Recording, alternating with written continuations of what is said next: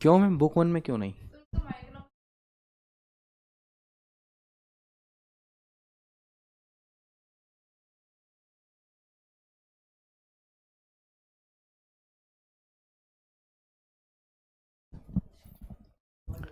चलिए, नमस्कार प्यारे साथियों, कैसे हैं आप लोग? उम्मीद है शानदार, जिंदाबाद, जबरदस्त होंगे और बहुत ही बेहतरीन तरीके से अपनी तैयारी में लगे होंगे। तो जल्दी से एक बार क्लास के साथ जुड़ेंगे ताकि आज की इस कक्षा की हम विधिवत रूप से शुरुआत कर सकें, है ना। कल हमने वित्तीय बाजार यानी कि पूंजी बाजार के बारे में पढ़ा था, सेबी के बारे में पढ़ लिया था, शब्दावली देख ली थी, स्टॉक मार्केट के बारे में भी हमने शुरुआत कर दी थी। ओके, ठीक है। आज उससे आगे के बारे में हम थोड़ी सी चर्चा करते हैं। तो तैयार हैं आप लोग? चलिए, मैं आपको स्टॉक मार्केट के बारे में बता रहा था कि स्टॉक मार्केट क्या होता है। ये गेट अटका दो, है ना। स्टॉक मार्केट के बारे में मैं आपको कल बता रहा था। तो स्टॉक मार्केट, और मैंने बताया था कि स्टॉक मार्केट एक ऐसा मार्केट है जहां पर क्या किया जाता है, तो जहां पर शेयर की खरीदी बिक्री की जाती है। तो स्टॉक मार्केट एक प्रकार का प्लेटफॉर्म है। कैसा प्लेटफॉर्म? तो एक ऐसा प्लेटफॉर्म जहां पर शेयर की खरीदी बिक्री की जाए, है ना। एक ऑनलाइन प्लेटफॉर्म, एक ऑनलाइन प्लेटफॉर्म है ये, एक ऑनलाइन प्लेटफॉर्म है, एक ऑनलाइन प्लेटफॉर्म जहां क्या किया जाए, शेयर की खरीदी बिक्री की जाए, जहां शेयर की खरीदी बिक्री की जाए, शेयर की खरीदी बिक्री,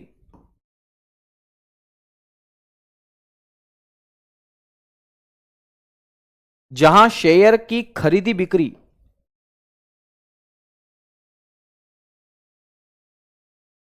की जाए, उसी को हम लोग किस नाम से जानते हैं?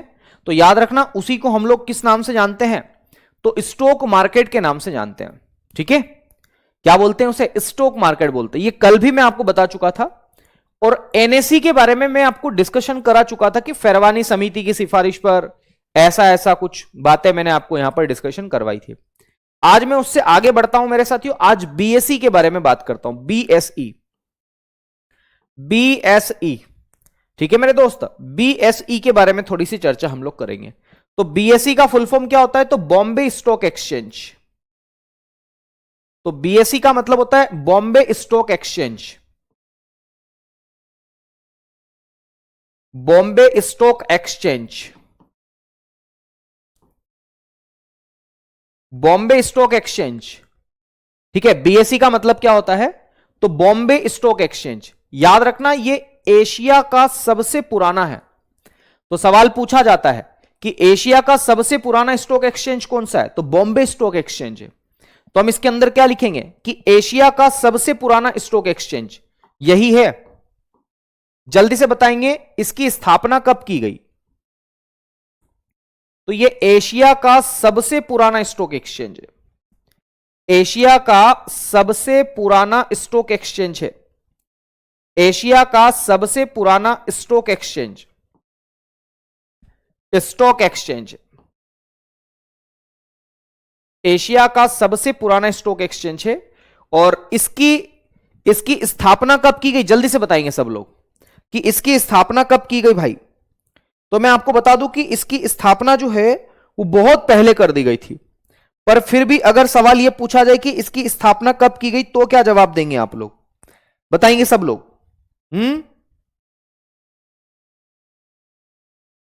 बहुत बढ़िया, क्या बात है।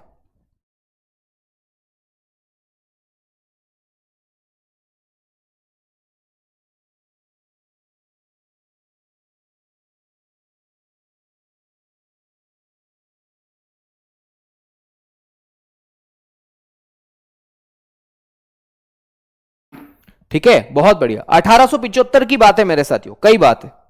1875 9 जुलाई को, एक मिनट आपकी कमेंट्स को थोड़ा सा नीचे कर दो। तो 9 जुलाई 1875, बहुत बढ़िया, कई लोगों ने ऐसे ऑलरेडी कमेंट किया है। तो 9 जुलाई 1875 को मेरे साथियों इसकी क्या की गई थी? स्थापना की गई थी। तो लिखेंगे इसकी स्थापना, इसकी स्थापना कब की गई थी? तो इसकी स्थापना की गई थी 9 जुलाई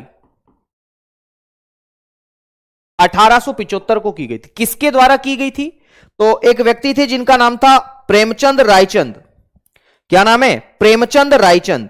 ठीक है, प्रेमचंद रायचंद मेरे साथियों, उनके द्वारा इसकी स्थापना की गई थी।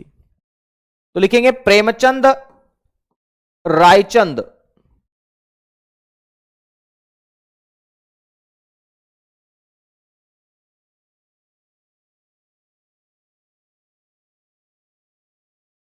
प्रेमचंद रायचंद के द्वारा यह स्थापित किया गया था।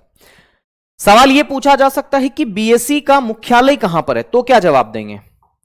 तो मेरे दोस्त, इसका मुख्यालय कहां पर है? मुख्यालय, तो बीएसई का जो मुख्यालय है वो कहां पर है? मुंबई में है, मुंबई।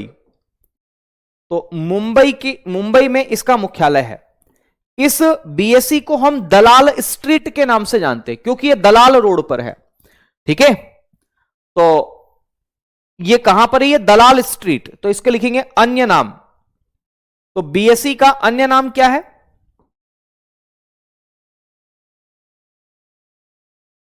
तो इसे दलाल स्ट्रीट के नाम से जाना जाता है। दलाल स्ट्रीट के नाम से भी आप इसे जानते हैं। क्यों दलाल स्ट्रीट क्यों बोलते हैं? क्योंकि ये दलाल रोड पर है। Shubham Kumar, sir payment bank, small finance bank and cooperative banks क्यों नहीं पढ़ाया आपने? ज्यादा आवश्यकता मुझे नहीं लगी थी इसलिए मैंने नहीं पढ़ाया, नहीं तो पढ़ने में तो बहुत सारी चीजें मेरे मित्र। ठीक है मोबाइल बैंकिंग भी, ये बहुत सारी चीजें ऐसे तो पढ़ने में, पर जो खास खास चीजें थी वो मैंने आपको बता दिया। बैंकिंग में 10 लेक्चर करना भी अपने आप में बड़ी बात है। ठीक है, पर कर लिए हमने ऐसे तैसे, तो चिंता मत कीजिए। जहां पर प्रैक्टिस सेशन की बात होगी मैं वहां पर कुछ क्वेश्चंस ला करके उसका रिवीजन भी करवा दूंगा। आप इतना लोड मत लो उस विषय पर। ठीक है, भरोसा रखो यार टीचर्स पर। ठीक है, चलिए। अच्छा, अगर आपसे यह पूछा जाए कि इस बीएसई में कुल कितनी कंपनी रजिस्टर्ड है, तो मेरे साथियों 5,500 से ज्यादा कंपनी इसके अंदर रजिस्टर्ड है। तो 5,500 से ज्यादा कंपनी रजिस्टर्ड है ना। 5,500 से ज्यादा कंपनी इसके अंदर कौन है? रजिस्टर्ड है। तो 5,500 से ज्यादा कंपनी रजिस्टर्ड इसके अंदर है। ठीक है, मैंने क्या बताया कि इसको दलाल स्ट्रीट के नाम से जाना जाता है। इसका संवेदी सूचकांक क्या है? तो संवेदी सूचकांक, ये संवेदी सूचकांक बीएसई है ना, तो याद रखना इसका है सेंसेक्स 30। सेंसेक्स 30, तो सेंसेक्स 30 इसका संवेदी सूचकांक है। सेंसेक्स 30 कौन है? इसका संवेदी सूचकांक। फिर आपके मन में यह सवाल आएगा, सर ये 30 क्या है? तो लास्ट में जो 30 है ना, ये टॉप ब्लू चिप कंपनियां हैं। टॉप ब्लू चिप कंपनियां,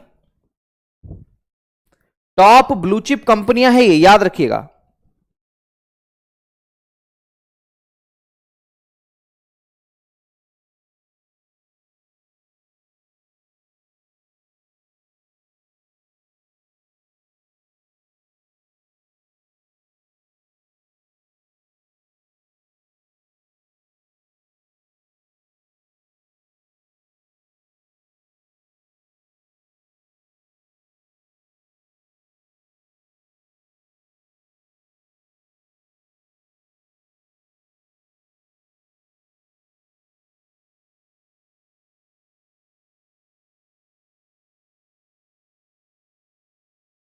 चलिए, सेंसेक्स 30 है ना, ये टॉप ब्लू चिप कंपनी है। सेंसेक्स 30 जो है वो टॉप ब्लू चिप कंपनी, ये टॉप ब्लू चिप कंपनियां हैं जिनका मार्केट कैपिटलाइजेशन ज्यादा है। देखो याद रखना, मैं ये कहना चाह रहा हूं, सेंसेक्स में यूं तो 5,500 से ज्यादा कंपनियां हैं। ठीक है, लेकिन उसमें भी टॉप 30 कंपनियां जो है उनके शेयर की कीमतों में परिवर्तन से प्रभाव पड़ता है। ठीक है ना, तो ये आपको यहां पर याद रखना है। ये मैंने किसके बारे में बताया? तो बीएसई के बारे में मैंने आपको बताया है मेरे साथियों। बीएसई बोले तो बॉम्बे स्टॉक एक्सचेंज। ठीक है, बॉम्बे स्टॉक एक्सचेंज। अच्छा, अगर सवाल पूछा जाए कि इसने कार्य करना कब शुरू किया, तो 1882 में इसने अपना कार्य करना शुरू किया था। ठीक है, तो लिखेंगे इसने कार्य करना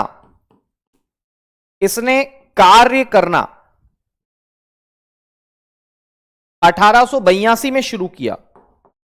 तो इसने कार्य करना कब शुरू किया? अरे इसने कार्य करना कब शुरू किया था? 1882 में। तो इसने कार्य करना 1882 में प्रारंभ किया था। प्रारंभ किया था। तो इसने कार्य करना कब शुरू किया था? 1882 में इसने कार्य करना शुरू किया था। और इसके वर्तमान अध्यक्ष कौन है? तो प्रोफेसर सुभाषीष चौधरी है। ठीक है, इसके वर्तमान अध्यक्ष कौन है? तो प्रोफेसर सुभाषीष चौधरी। ठीक है भाई, तो लिखेंगे वर्तमान अध्यक्ष प्रोफेसर सुभाषीष चौधरी। तो वर्तमान अध्यक्ष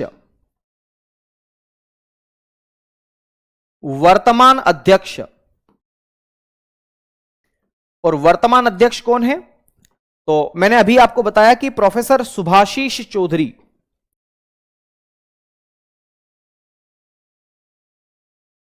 प्रोफेसर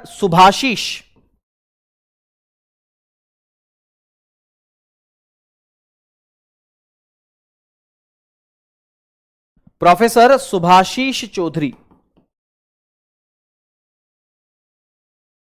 इसके वर्तमान अध्यक्ष है। ठीक है भाई, ये बीएससी के बारे में मैंने इतनी सारी बातें आपको यहां पर बताने की कोशिश की है। ठीक है, चलिए, तो ये बीएससी के बारे में समझ में आ गया। बॉम्बे स्टॉक एक्सचेंज आप इसे बोलते हैं। और मेरे ख्याल से काफी कुछ बातें हैं जिसके बारे में मैंने आपको यहां पर डिस्कशन करके बता दिया है। ठीक है, चलो बीएससी के बारे में अब हम अगली बात करते हैं, विश्व के प्रमुख शेयर बाजार के बारे में, जहां से आपकी परीक्षा में सवाल आते ही आते हैं। तो अगला हेडिंग हम डाल सकते हैं मेरे साथियों, विश्व के प्रमुख शेयर बाजार। ठीक है, तो अगला हेडिंग डालेंगे विश्व के प्रमुख शेयर बाजार। ठीक है मेरे दोस्त, तो हेडिंग डालिएगा विश्व के प्रमुख शेयर बाजार। क्या बोलेंगे? तो हम याद रखेंगे मेरे साथियों, विश्व के प्रमुख शेयर बाजार।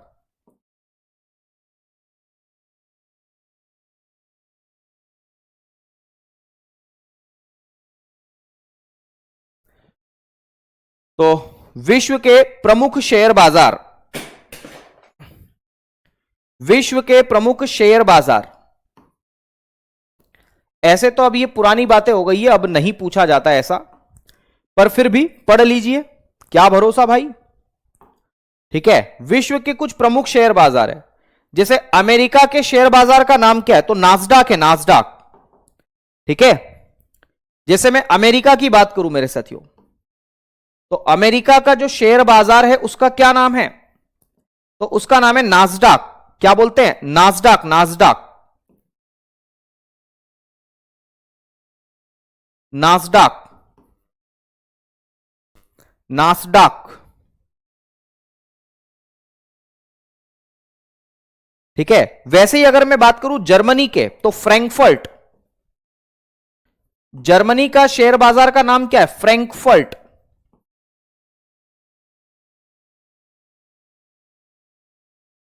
फ्रैंकफर्ट जर्मनी के शेयर बाजार को कहते हैं। ताइवान का क्या है? तेन, तेन, TEN।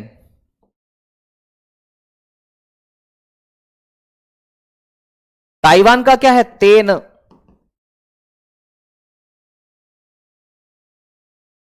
TEN।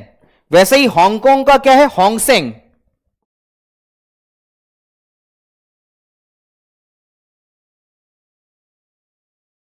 होंगसेन, होंगसेन।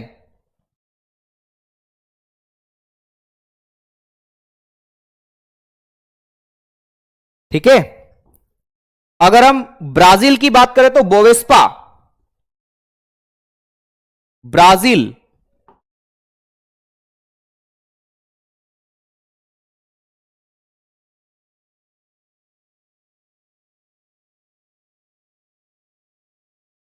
इटली की बात करें तो मिबटेल।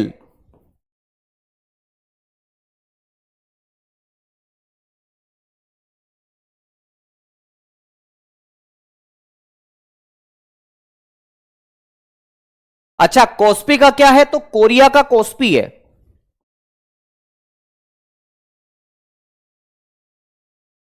कोरिया का जो शेयर मार्केट है उसे कोस्पी बोलते, कोस्पी। वैसे ही अगर हम बात करें इंडिया की, भारत की, तो भारत का जो शेयर मार्केट है उसे हम लोग किस नाम से जानते हैं? तो उसे हम बोलते हैं सेंसेक्स या बीएसई और एनएसई। ठीक है, तो बीएसई और एनएसई, बीएसई एनएसई जिसके बारे में अभी हाल ही में हमने डिस्कशन किया है। मेरे ख्याल से ये सब बातें आपको यहां पर याद रहेगी, कोई चिंता वाली बात नहीं है। ओके, बताओ जरा।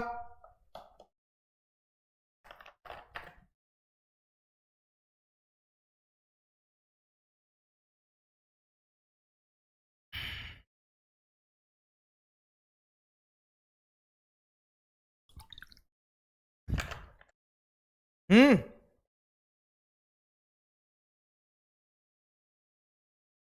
चलिए और भी कुछ लिखें। जैसे चाइना का क्या है, तो शंघाई, शंघाई कौम।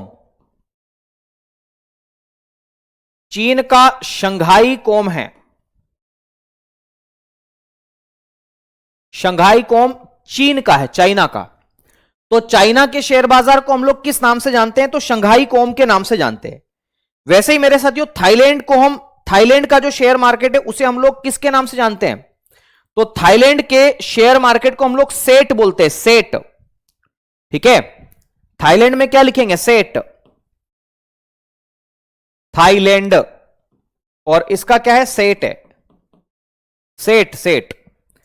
वैसे ही न्यूयॉर्क का है डी जोन्स, है ना, न्यूयॉर्क, न्यूयॉर्क का क्या है, डी जोन्स। बस इतना भर आपको याद रखना है, इससे ज्यादा याद रखने की आवश्यकता नहीं है। ओके भाई, तो ये विश्व के कुछ प्रमुख शेयर बाजार मैंने आपको यहां पर डिस्कशन करवाए हैं। बताओ कोई दिक्कत इसमें किसी को है, किसी को भी कुछ भी समस्या हो तो बताओ सर जी। बिल्कुल, इटली का क्या है, इटली का है मिबटेल, मिबटेल। ठीक है, बहुत बढ़िया, शानदार। सर मेरा एमपी पुलिस 87 में हो गया है, यूआर से फिजिकल का क्या करूं, करो फिजिकल, आपका तो पक्का है। अगर फिजिकल में अच्छे नंबर आ गए और दोनों के मिलके मेरिट बन गई तो मजा ही मजा है, चांदी ही चांदी है, इसमें क्या प्रश्न है। करो भाई, तैयारी करो बढ़िया मस्त तरीके से, कोई दिक्कत वाली बात ही नहीं है कि नहीं। तो आप तैयारी में लग जाओ, कर लो तैयारी। हाँ, शोएब इधर से कह रहे हैं sir top blue chip company वही है ना जिसका बाजार पूंजीकरण बहुत ज्यादा होता है। हाँ जी बिल्कुल वही। ठीक है, बहुत बढ़िया, शानदार। बढ़े आगे। सर कितनी रैंक पर एप्पल का टैबलेट मिलेगा आपके आरडब्ल्यू की ओर से, ऐसा भी है क्या, नहीं ऐसा तो नहीं है भाई। कितनी रैंक तक मिलेगा ये तो मुझे जानकारी नहीं है इस विषय पर, है ना, हम तो केवल प्यार दे सकते हैं भाई है ना, या पता नहीं भाई, मुझे जानकारी नहीं। ठीक है मेरे प्यारे दोस्तों, बढ़े आगे, अगर आपकी आज्ञा हो तो हम आगे बढ़ जाएं। ठीक है, करें अगली चर्चा।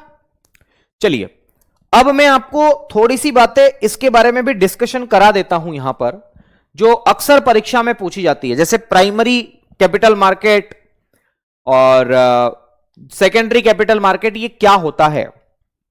ठीक है, आओ जरा, तो मैं यहां पर चर्चा करता हूं मेरे साथियों।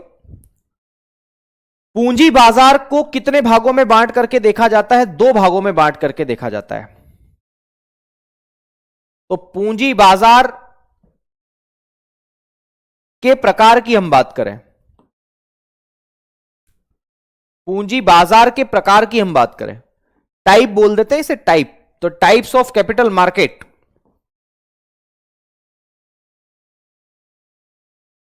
तो टाइप्स ऑफ कैपिटल मार्केट के नाम से आप इसे जानते हैं। तो पूंजी बाजार के प्रकारों की अगर हम चर्चा करें तो इसको दो प्रकारों से बांट करके देखा जाता है। एक को हम बोलते हैं प्राथमिक पूंजी बाजार, प्राइमरी कैपिटल मार्केट।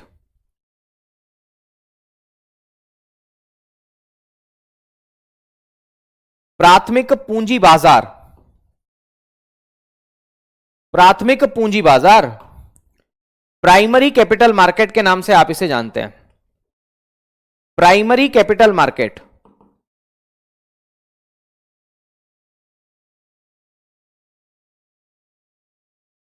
क्या बोलते हैं आप इसे,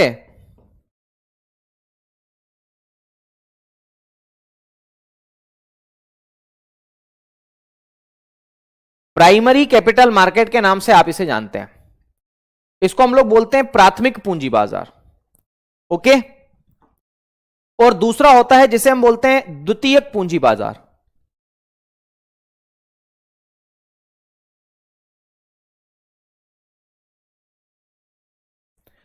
द्वितीयक पूंजी बाजार, सेकेंडरी कैपिटल मार्केट। द्वितीयक पूंजी बाजार, संदीप भाई कह रहे हैं रिपीट। रिपीट कैसे हो सकता है मेरे प्यारे भाई?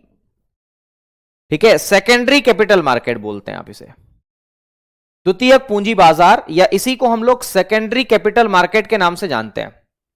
किसके नाम से जानते हैं? तो secondary capital market.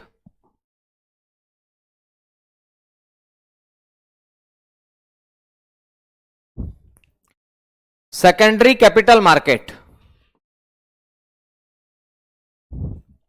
Secondary capital market, secondary capital market भाईराज।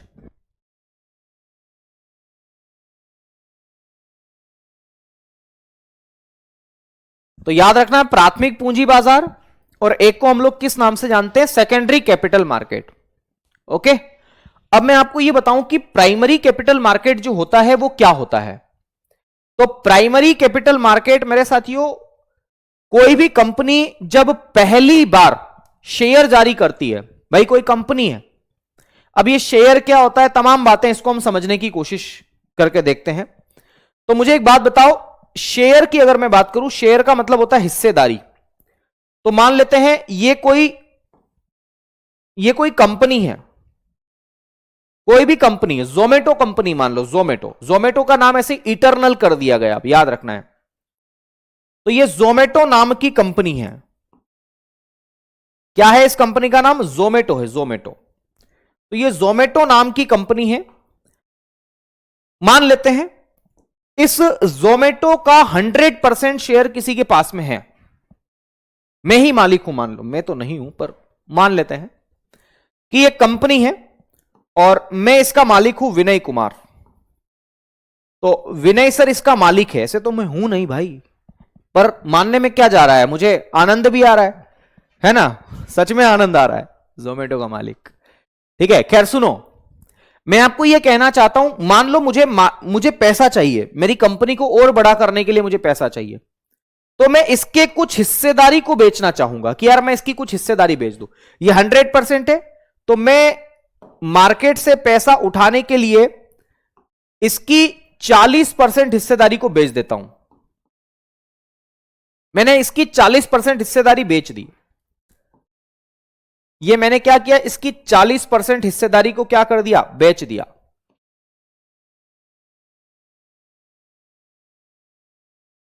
ठीक है, मैंने इसकी 40% हिस्सेदारी को बेच दिया। अब ये कौन खरीदेगा? गरम है, ठीक है। इसे कौन खरीदेगा? तो निवेशक इसे खरीदेगा। निवेशक को हम बोलते हैं इन्वेस्टर्स।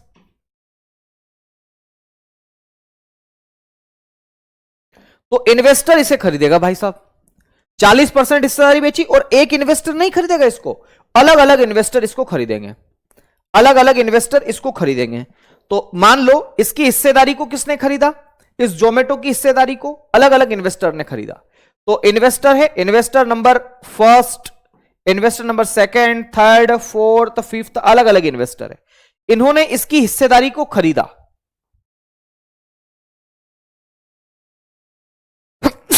सॉरी, ठीक है, इस जोमेटो की हिस्सेदारी को क्या करा उसने? खरीद लिया। तो मुझे बताओ इन्वेस्टर इसको क्या देगा? इन्वेस्टर उसको देगा पैसा। भाई कोई चीज खरीदेगा तो पैसा मिलेगा ना, तो इस तरीके से इस कंपनी को पैसा मिल जाता है और इस कंपनी के पास में पैसा आ गया। अब ये कंपनी के पास में जो पैसा आया है, इस कंपनी के जो बोर्ड ऑफ डायरेक्टर्स है वो ये फैसला लेंगे कि इस पैसे का करना क्या है। ठीक है, इस पैसों का क्या करना है वो ये फैसला लेंगे। ओके, आ गई बात समझ में? मैंने जो कहा वो बड़ी महत्वपूर्ण बात है मेरे प्यारे भाई, बड़ी महत्वपूर्ण बात है। ओके, बिल्कुल। तो बात समझ में आ गई? कोई कंपनी अपनी हिस्सेदारी को क्यों बेचती है? कहने का मेरा मतलब यह कि कोई कंपनी अपनी हिस्सेदारी को इसलिए बेचती है, हिस्सेदारी का मतलब होता है शेयर, इसलिए बेचती है ताकि मार्केट से पैसा उठाया जा सके, इसलिए कोई कंपनी अपनी हिस्सेदारी को बेचती है, इसके अलावा कोई दूसरा वो नहीं है। अपनी कंपनी को बढ़ा करने के लिए, विस्तृत करने के लिए, व्यापक उसको रूप देने के लिए, कोई कंपनी को है ना व्यापक रूप देने के लिए क्या किया जाता है, तो हिस्सेदारी को बेचा जाता है। यह मैं कहना चाह रहा हूं आप लोगों से, ठीक है। इसलिए ऐसा किया जाता है। कोई दिक्कत है क्या, बता दो, ठीक है। इसलिए ऐसा किया जाता है। इन्वेस्टर को भी कुछ फायदा होगा श्रेया, बिल्कुल होगा। मैंने जोमेटो का शेयर खरीदा था शायद 53 रुपीस का, अभी उसकी कीमत बहुत ज्यादा हो गई, मैंने बेच दिया, फायदा ले लिया, हालांकि उसको 2 साल भी हो गए हैं, ठीक है। तो बात समझ में आ गई ना। मैं कहने का मतलब यह है, कोई कंपनी इसलिए शेयर जारी करती है ताकि मार्केट से उसको पैसा मिल सके, इसलिए शेयर जारी करती हो। ओके मेरे प्यारे भाई, बढ़े आगे। अब देखिएगा, यह तो समझ में आ गया होगा आप लोगों को।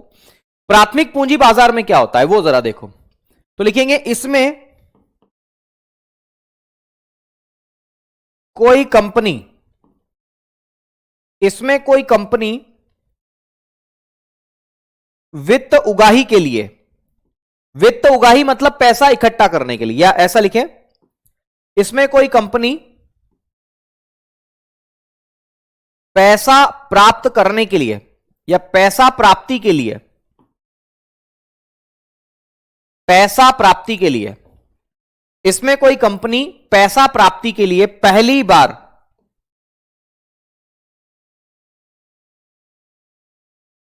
शेयर जारी करती है, पहली बार शेयर जारी करती है, ठीक है। तो कंपनी शेयर जारी करेगी, कौन खरीदेगा, इन्वेस्टर खरीदेंगे। इसका मतलब है कि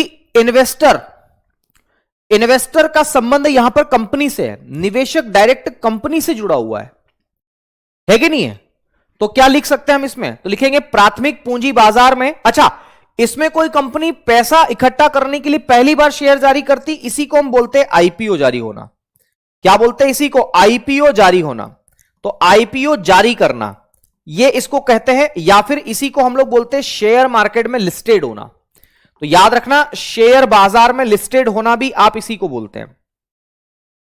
तो अगर जैसे अभी हाल ही में थोड़े दिन पहले अगर मैं चर्चा करूं, पीडब्ल्यू का शेयर जारी हुआ, तो पीडब्ल्यू का आईपीओ जारी, उसका मतलब है कि पीडब्ल्यू पहली बार शेयर मार्केट में लिस्टेड हुआ है, ठीक है। तो शेयर बाजार में लिस्टेड होना, सूचीबद्ध होना बोलते हैं इसे हिंदी में, इसे शेयर बाजार में लिस्टेड होना या सूचीबद्ध,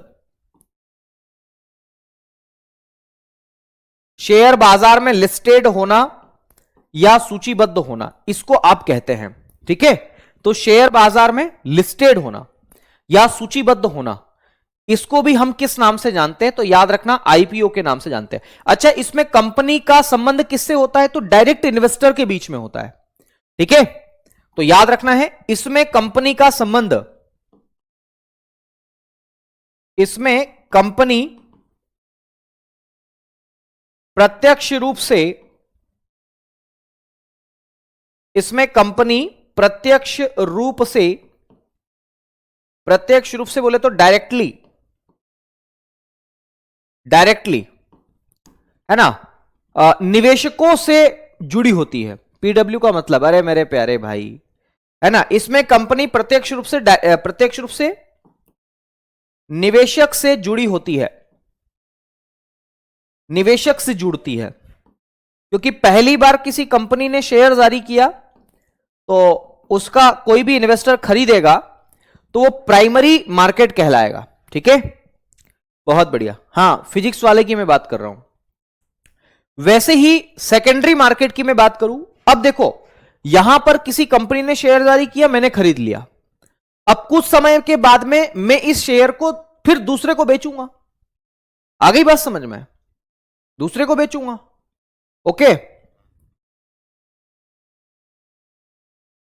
कंफ्यूजन है सर, कंपनी को बनाने के लिए भी तो शेयर जारी होते हैं, ऐसा किसने कहा।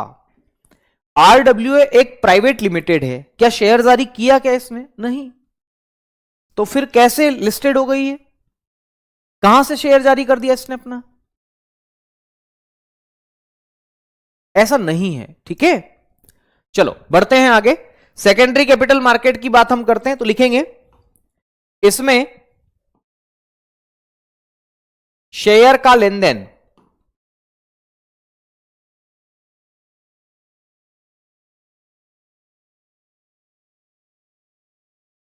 इसमें शेयर का लेन देन निवेशकों के मध्य होता है।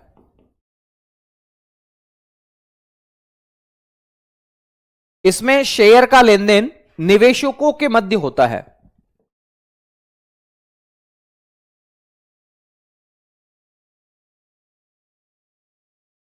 बस इतना भर आपको इसके अंतर्गत याद रखना है। ये पूंजी बाजार के मैंने प्रकार आपको यहां पर बताने की कोशिश की है, ठीक है भाई। कोई समस्या बताओ एक बार।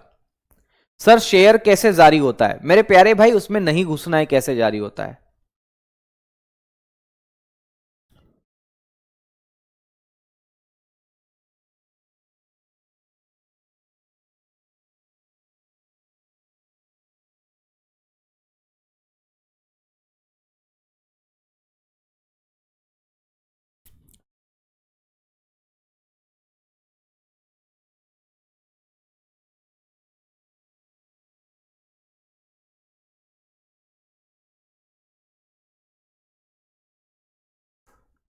बढ़े आगे बढ़े, बहुत बढ़िया। तो बताओ यहां तक कोई इश्यू तो नहीं है किसी को? ठीक है ना भाई।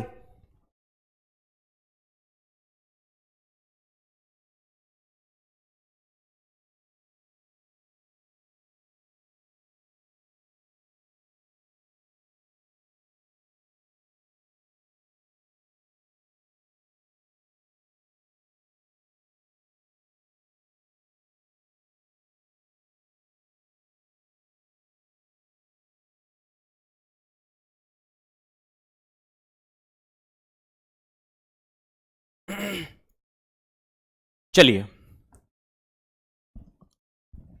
अर्थव्यवस्था के बारे में अभी नहीं बताए हैं सर।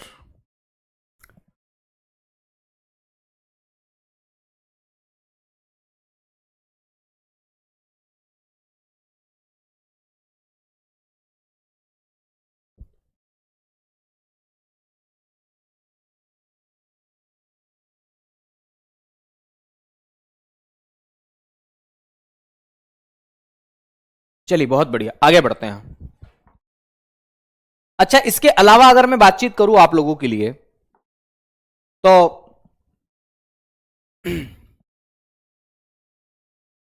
ये टॉपिक हमारा अब कंप्लीट हो गया। अब हम एक नए टॉपिक की ओर बढ़ते हैं। बताओ कौन सा टॉपिक पढ़े? बताओ इससे अगला अब हमें कौन सा टॉपिक पढ़ना चाहिए? ठीक है, इससे अगला अब हमें कौन सा टॉपिक पढ़ना चाहिए मेरे प्यारे भाई? एक बार मुझे बता दें सब लोग कि कौन सा टॉपिक हम शुरू कर दें अब, है ना। मैं भी एक बार चेक कर लेता हूं आपके सिलेबस में से कौन सा टॉपिक हमें शुरू करना चाहिए। तो विकास, सतत विकास लक्ष्य सरकार के बजट के अवयव, तो बजट की शुरुआत कर दें हम आज। चलो आज हम बजट की शुरुआत करते हैं, है ना। ये लाइन ही हमारी कंप्लीट हो जाएगी। तो अगला हेडिंग हम डालते हैं बजट, क्योंकि बजट के अवयव है भाई साहब। इसको थोड़ा सा अच्छे से देख लेना, कल आपकी क्लास में नहीं लूंगा, याद रखने का, है ना। कल जीडी का सम्मान समारोह है, थकान भी हो जाएगी। तो बजट के बारे में हम चर्चा करेंगे आज। बजट के बारे में हम चर्चा करेंगे कि बजट क्या है, ठीक है। तो बजट टॉपिक हम पढ़ लेते हैं, बढ़िया रहेगा, शानदार रहेगा, है ना। बजट बढ़िया रहेगा, ओके। चलिए क्या बात है, बहुत बढ़िया, शानदार।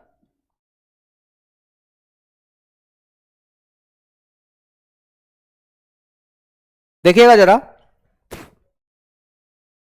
बजट के बारे में हम चर्चा कर लेते हैं। अच्छा बजट का जिक्र संविधान में है क्या? नहीं। तो लिखेंगे बजट शब्द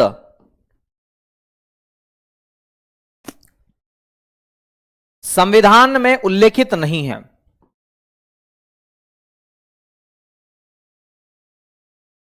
संविधान में कहीं भी बजट शब्द का जिक्र नहीं है।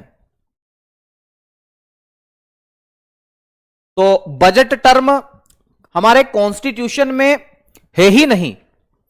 आ गई बात समझ में? अब अगर सवाल यह पूछा जाए कि बजट का अर्थ क्या होता है, तो लिखेंगे बजट शब्द या बजट फ्रांसीसी शब्द बुजेट से मिलकर बना है। बजट फ्रांसीसी शब्द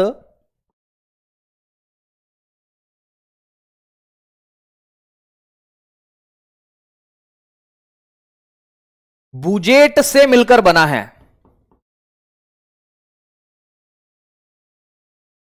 बजट फ्रांसीसी शब्द बुजेट से मिलकर बना है,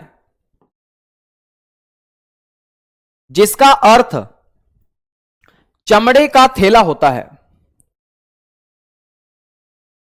याद रखना, जिसका अर्थ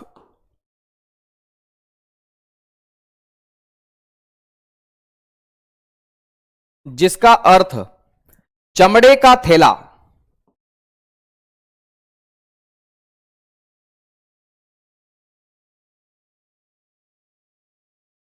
चमड़े का थैला का मतलब होता है लेदर बैग्स।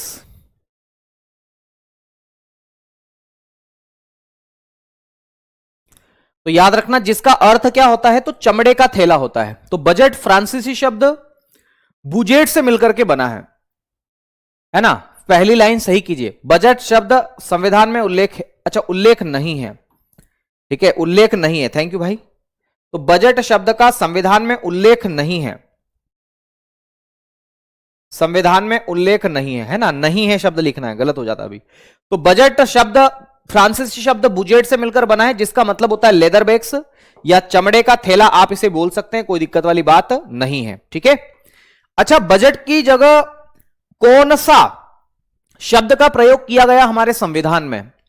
तो बजट की जगह मेरे साथियों हमारे संविधान में एक शब्द का प्रयोग किया गया है, वार्षिक वित्तीय विवरण, ठीक है। तो लिखेंगे आर्टिकल नंबर 112, या लिखेंगे हमारे संविधान में हमारे संविधान में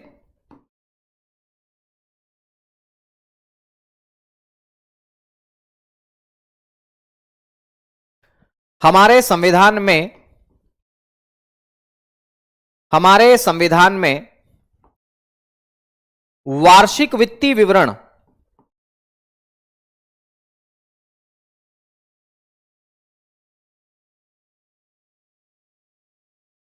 हमारे संविधान में वार्षिक वित्तीय विवरण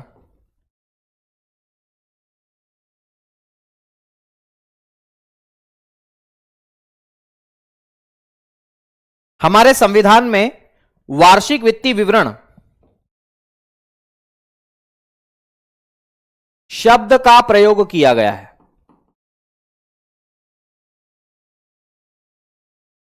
ठीक है। अब मैं बता दूं कि बजट समवर्ती सूची का विषय है, ठीक है। बजट जो है वो समवर्ती सूची का विषय है, बजट समवर्ती सूची का विषय है, या ऐसा लिखेंगे बजट और कोष्टक में लिखना आर्थिक नियोजन, इकोनॉमिक प्लानिंग, उसी का एक हिस्सा है बजट। बजट या आर्थिक नियोजन समवर्ती सूची का विषय है। समवर्ती सूची, concurrent list, it is a subject of concurrent list, समवर्ती सूची का विषय है, समवर्ती सूची का विषय है। तो बजट जो है वो समवर्ती सूची का विषय है, यानी कि इस पर कानून बनाने का अधिकार राज्य सरकार को भी है, केंद्र सरकार को भी। इसीलिए राज्य सरकार अपना बजट पेश करती है और केंद्र सरकार अपना बजट पेश करती है ना। मैं आपको बता दूं, वार्षिक वित्तीय विवरण को हम अंग्रेजी में बोलते हैं annual financial statement, annual financial statement क्या बोलते हैं आप इसे? एनुअल फाइनेंशियल स्टेटमेंट के नाम से आप इसे जानते हैं। और बजट जो है वो किस सूची का विषय है? तो समवर्ती सूची का विषय है, समवर्ती सूची का विषय है। इसका मतलब है बजट पर कानून बनाने का अधिकार जो है वो राज्य को भी हो और केंद्र को भी। केंद्र सरकार पूरे भारत का बजट बनाती है और राज्य सरकार अपने अपने राज्यों का बजट बनाती है। अब सवाल यह बनता है कि दोनों के कौन कौन से आर्टिकल है? तो समवर्ती सूची का विषय है, इसका मतलब है कि केंद्र का जो बजट है वो कौन से आर्टिकल में है? तो केंद्र का बजट केंद्र सरकार जो भारत के लिए, है ना, एनुअल फाइनेंशियल स्टेटमेंट बनाती है, उसका जिक्र आर्टिकल नंबर 112 में है। आर्टिकल नंबर 112 में उसका जिक्र है। और राज्य सरकार जो बनाती है वो आर्टिकल नंबर 202 में है। ठीक है, तो मेरे प्यारे दोस्त, आर्टिकल नंबर 202, ठीक है, आर्टिकल नंबर 202, आर्टिकल नंबर 202 राज्य का बजट है। तो राज्य का बजट जो है वो किसमें दर्शाया गया है? तो आर्टिकल नंबर 202 में। तो आर्टिकल नंबर 202 में राज्य सरकार का बजट है, यह बात आपको याद रखना है। तो केंद्र सरकार और राज्य सरकार दोनों का बजट इसके अंदर है। इसीलिए मेरे साथियों इसे किस नाम से जाना जाता है? तो समवर्ती सूची के नाम से जाना जाता है ना। ओके, बताओ कोई समस्या यहां तक किसी को? एक बार सब लोग मुझे बता दो। झूठ बोले जो उसे काट खाए बिछुआ, है ना। बढ़े आगे, चलो। अच्छा, बजट पेश कब होता है भारत के अंदर? तो भारत में बजट पेश कब होता है? तो भारत में बजट पेश, या भारत में सबसे पहले बजट पेश कब किया गया? तो भारत में, इंडिया के अंदर भारत में सर्वप्रथम बजट पेश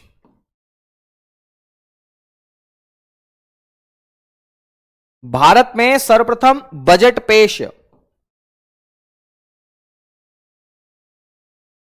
भारत में सबसे पहले बजट पेश कब किया गया? तो भारत में सर्वप्रथम बजट पेश किया गया जेम्स विल्सन ने। जेम्स विल्सन ने किया गया था मेरे साथियों, 1860 में इसने पेश किया था। इसीलिए जेम्स विल्सन को भारतीय बजट का जनक कहा जाता है। ठीक है, तो जेम्स विल्सन को क्या कहा जाता है? भारतीय बजट का जनक। क्यों कहते हैं भारतीय बजट का जनक? क्योंकि इसने सबसे पहली बार हमारे देश के अंदर बजट पेश किया था, इसलिए कहा जाता है। ठीक है, तो आप लिखेंगे भारतीय बजट का जनक। भारतीय बजट का जनक या प्रणेता, आप इसे कहते हैं प्रणेता। भारतीय बजट का जनक या प्रणेता किसको कहते हैं?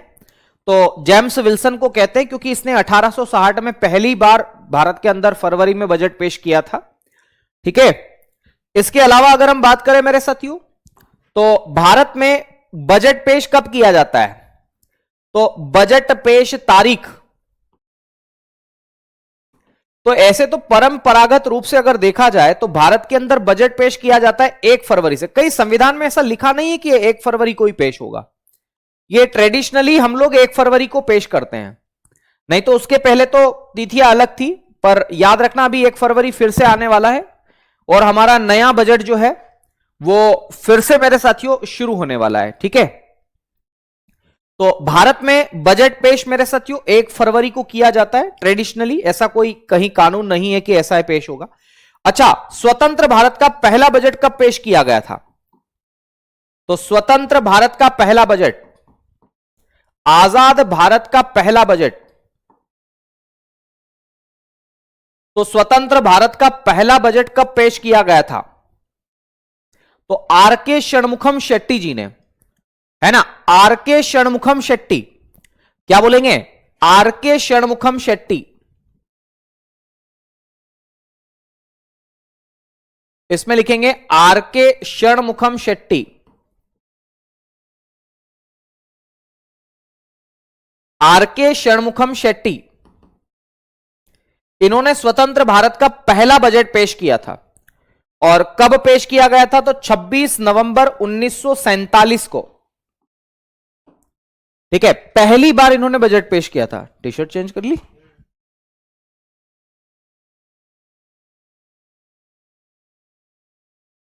चलिए, स्वतंत्र भारत का पहला बजट।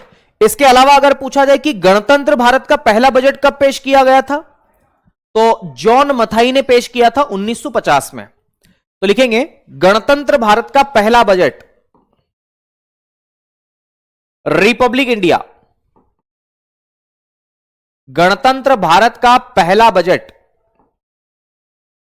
गणतंत्र भारत का पहला बजट जो है वो कब पेश किया गया था? तो जॉन मथाई ने पेश किया था भैया, जॉन मथाई ने पेश किया था 1950 में। तो 1950 में जॉन मथाई ने गणतंत्र भारत का पहला बजट पेश किया था, यह बात आपको यहां पर याद रखनी है। इसके अलावा अगर हम चर्चा करें तो भारत में सबसे ज्यादा बजट किसने पेश किया? सवाल पूछा जा सकता है कि भारत में सर्वाधिक बजट पेश किसने किए? तो वित्त मंत्री है हमारे साथ में जिनका नाम है मोरारजी देसाई, उन्होंने बजट पेश किए थे सबसे ज्यादा। अच्छा, एक बात मैं आपको बता दूं, जब बैंकों का राष्ट्रीयकरण किया गया था पहली बार 1969 में, तब मोरारजी देसाई वित्त मंत्री थे और मोरारजी देसाई बैंकों के राष्ट्रीयकरण को लेकर के उनका जो फैसला था वो नकारात्मक रूप से ही था कि नहीं यार, बैंकों का राष्ट्रीयकरण नहीं होना चाहिए। उस समय प्रधानमंत्री इंदिरा गांधी थी, तो वो खुश नहीं थे इस बात से कि बैंकों का राष्ट्रीयकरण हो रहा है। बैंकों को स्वायत्तता दी जानी चाहिए, ऑटोनोमस बॉडी उनको रखा जाना चाहिए ताकि ज्यादा से ज्यादा अच्छे तरीके से वो काम कर सके, सरकार का दबाव कम से कम होना चाहिए, ऐसा उनका सोचना था। लेकिन इंदिरा गांधी जी समाजवाद को बढ़ावा देने के लिए प्रयास कर रही थी, तो फिर उनकी नहीं पटी। तो फाइनली मोरारजी देसाई ने वित्त मंत्री के पद से इस्तीफा भी दिया था कि भाई अगर मामला नहीं सेट हो पा रहा है तो मैं अपने पद से इस्तीफा दे रहा हूं, और उन्होंने इस्तीफा दिया। उसके बाद में फिर क्या हुआ? तो उसके बाद में प्रभार जो है वो किसके द्वारा संभाला गया? तो ये प्रभार संभाला गया इंदिरा गांधी जी के द्वारा। तो इंदिरा गांधी राष्ट्रीयकरण के समय, जब 1969 में राष्ट्रीयकरण हुआ था बैंकों का, उस समय वित्त मंत्री भी थी और उस समय वो देश की प्रधानमंत्री भी थी। ठीक है, तो फिर भी मैं आपको बता दूं कि भारत में सबसे ज्यादा बजट पेश जो है वो मोरारजी देसाई ने किए हैं और लगभग 10 बार इन्होंने पेश किए हैं।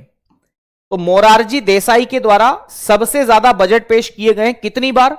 तो लगभग मेरे साथियों 10 बार इनके द्वारा बजट पेश किए। फिर सवाल यह पूछा जाता है कि भारत के अंदर सबसे ज्यादा लगातार बजट किसने पेश किए, कंटिन्यूअस, एक के बाद एक के बाद एक? तो याद रखना, इस बार 9 बार बजट पेश करने वाली महिला वित्त मंत्री बन जाएगी, जिनका नाम है निर्मला सीतारमण जी।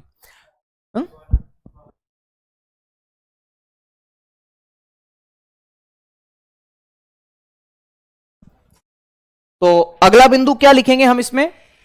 तो अगला बिंदु हम लिखेंगे इसके अंदर सर्वाधिक लगातार बजट।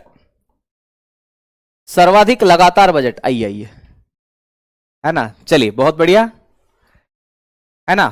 बहुत बढ़िया भाई, बस एसएससी जीडी के लिए बस ठीक है भाई, है ना? चलो, आप सभी को सबसे पहले तो बहुत बहुत बधाई, है ना यार? अच्छा लग रहा है यहाँ आके? अच्छा लग रहा है? कोई दिक्कत तो नहीं हुई किसी भी प्रकार से? है तो बाहर क्यों खड़े थे, अंदर ही आ जाते। तो दोस्तों, आप लोग भी चाहते हैं कि कुछ ऐसा ही सम्मान समारोह आपका हो, तो उसके लिए मेहनत करना पड़ेगी।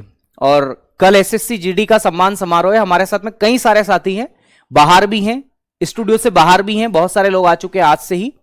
और ये लोग सभी लोग सिलेक्टेड हैं। और कौन सी बैच से पढ़े थे आप? जी सर, अवतार से, है ना? अवतार बैच से। तो अवतार बैच से ये पढ़े थे और इन्होंने आज अपने माता पिता का नाम गौरवान्वित किया है और इसी के साथ एक नया जीवन इन्होंने शुरू किया है ना? क्योंकि यार, नौकरी की तैयारी कौन करेगा? वही तो करेगा जो आर्थिक रूप से तंगी में है, जो गरीब मध्यम वर्गीय परिवार में है। अगर किसी के पास पैसा होगा अच्छा खासा, तो वो नौकरी क्यों ही करेगा यार, है ना? तो भाई, मुझे तो अच्छा लग रहा है आप लोगों को देखते हुए, है ना? तो क्या बोलोगे आप? सफल होने के बाद में क्या क्या खुशी का ठिकाना रहता है? कौन बोलेगा, बताओ? है? चलो आप बोलो, क्या नाम है आपका? नाम भी बताओ। मेरा नाम सनोज कुमार है, मैं बदायूं से आया हूँ। मेरा सीआईएसएफ पोस्ट पे सिलेक्शन हुआ है। मेरी रैंक 462 है। लास्ट ईयर में फाइनल से रह गया था। बहुत बढ़िया। लास्ट ईयर मुझे मिल भी जाती तो मुझे बीएसएफ वगैरह मिल जाती, उससे मेरा फिर सही नहीं रह पाता। फर्स्ट टाइम था मेरा, पुलिस में फॉर्म नहीं डल पाया, 18 दिन से रह गया था मैं अंडर एज में।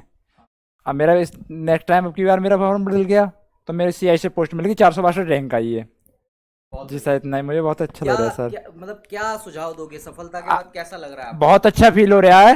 आप भी लगातार निरंतर मेहनत करती रहिए, आपको भी अगला वाला मौका यही, आपको भी यहाँ आने का मौका मिले, अपने टीचरों से मिलना मिले, बहुत खुशखबरी होती, खुश लगता है इस चीज से। अच्छा लग मिलना रहा है? बहुत अच्छा लग रहा है, इस चीज को व्यक्त कर नहीं पा रहे हैं सही से। जी सर, चलो बहुत बहुत बढ़िया। Thank you sir. क्या नाम है आपका? मेरा नाम सनोज कुमार है सर। सनोज जी सर, बहुत बढ़िया। नमस्कार। देखो, एक पल होता है, जैसे कि आज आप हमको हमेशा एक छोटी सी स्क्रीन में देखते हो, ठीक है। आपको इच्छा होती है कि हम मिले हमारे टीचर से, तो वो दिन कब आता है? देखो, अगर आप हमारे आस पड़ोस में हो तो वो दिन तुरंत आ जाएगा, लेकिन नहीं तो वो दिन कब आता है जब आप सिलेक्ट, है ना, होकर के आते हो इन भाइयों की तरह, और फिर के कहाँ से पढ़ाते हैं, कैसे पढ़ाते हैं, स्टूडियो कैसा होता है, ये सब जानना होता है। और जब ऐसी चीजें हो रही होती है ना, तो जो टीचर क्लास रहे होते हैं वो भी देख रहे होते हैं, जैसे कि आदर्श सर बाहर खड़े हैं, ठीक है, तो मैं उनको भी बुलाऊंगा कि वो कैसे देखने आए हैं, ठीक है। तो ये टीचर्स का प्यार होता है कि भाई वो देखते हैं कि बच्चों, है ना, यूपी लेखपाल की है। अच्छा, ये भी शिकायत करेंगे हमसे, सर आप करंट अफेयर्स नहीं लेके आ रहे हो। बहुत लपक के पहलो। भैया लेखपाल वाले बच्चे जो हैं जिनकी शिकायतें हैं करंट अफेयर्स को लेकर, तो अभी मैंने बोला हुआ है कि आप जो है सुबह वाली करते रहिए, बाकी आपके लिए 10-15 क्लासेस स्पेशल लेके जरूर आएंगे। और फिर यार तुम भी लेखपाल वेखपाल बन जाना, थोड़ा उधर इधर उधर जमीन वमीन खिसकवा देना कहीं। सर मैं सच बताऊं ईमानदारी से, मतलब मेरे पास जमीनें बहुत हैं, बहुत हैं, लेकिन सारी विवादित हैं। कैसी मतलब? आपस में ही 2 लट्ठा इधर खिसको, 3 लट्ठा उधर खिसको। तो इसमें से कोई अगर लेखपाल बना भैया तो हमारे जिले में, ठीक है, ज्यादा बड़ी बात नहीं है, हर जिले में अपना ही लेखपाल होगा। सर तो इन्हीं को बुला के नपवा देंगे कि भैया अपना अपना रखो। वो कहते हैं हम इधर लेंगे, हम उधर लेंगे। तो मतलब यार देख लेना, ठीक है सिस्टम भाई। हाँ ठीक है, पक्का यार, ध्यान याद रखना, ठीक है। फिर मतलब मुझे अपनी चाहिए बस, दूसरे की नहीं। सर अपनी नहीं मिल रही है। समस्या ये है, ठीक है भाई। बाकी पढ़ते रहो यार, एक दिन तुम भी ऐसे ही, है ना, ईमानदारी से। मैं बाबा महाकाल से यही दुआ करूंगा सर को अपनी जल्दी मिले। हाँ सर, हमको अपनी ही मिली। और अब हम क्लास ज़्यादा डिस्टर्ब नहीं करेंगे, आप पढ़िएगा। थैंक यू सो मच, है ना। विनय सर आपको वापस सब ज्वाइन करेंगे।